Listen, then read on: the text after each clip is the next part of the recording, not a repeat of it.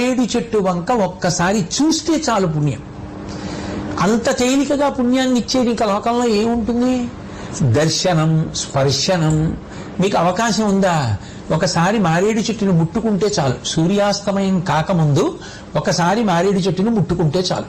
స్పర్శనం, దర్శనం పుణ్యం. ఇక అవకాశం ఉండి దానికి ఒక ప్రదక్షిణం కూడా చేస్తాను అంటే ఇంకంతకన్నా భాగ్యం ఏముంది?